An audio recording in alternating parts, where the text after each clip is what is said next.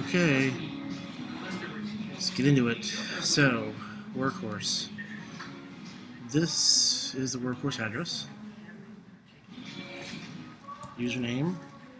Password brings me in.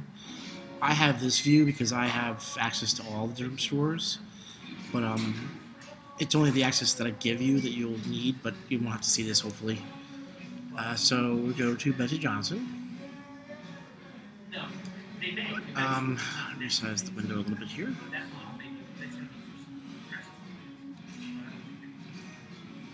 Alright. So here's Betsy Johnson right here.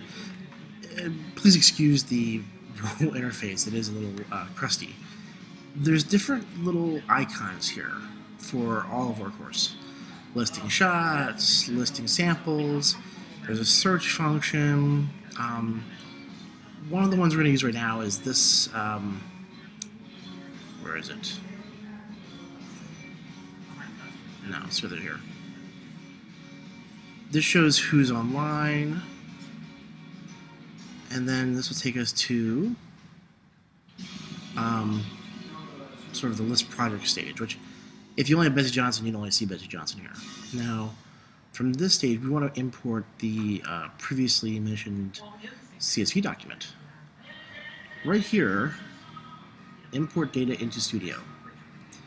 You click that, and there's some things you have to remember to do here, because you can actually mess this up.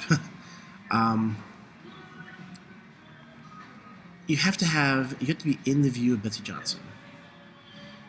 Your project has to be Betsy Johnson. Your transformation map has to be Betsy J. Those are the three things that you have to be sure that are done before you do anything. Otherwise, you import to the wrong project, you import with the wrong map, it doesn't actually work. Okay? Once you have those set, you can go to Browse. Here's my CSV document. And it says Preview Data Before Importing, which I always keep checked. You import. Great. It read the two rows. My file name, the style, the color name, my alternate address, all the different things I put in there, right?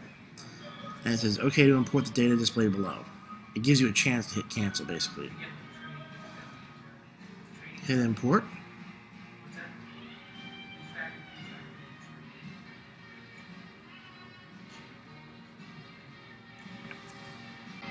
Okay, once you do that, it'll say something like this. Import of the thing I just did is synchronous. What is synchronous? I don't know. I'm not sure what that means. But I know it's not bad. It'll tell you if it failed here or not, though, which is bad. If you click on Return to Import, it'll always seem like, as long as it was right, it'll say now it's complete. You can also view the import log. So here's who did it, here's the file name I just did, the size, the session. It gets kind of detailed actually into everything that you just did and stuff that I can't control here. But it's nice to see that it worked.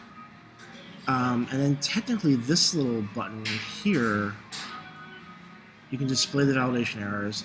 And then after some time when it actually imports in, you can technically click these and download the CSVs that you imported previously. I wouldn't recommend doing this. I'd recommend keeping your CSV documents someplace else instead of relying on having to go back to Workhorse to get them out, because sometimes they're fickle, where it won't be there, it will be there. I'm not sure why. Okay.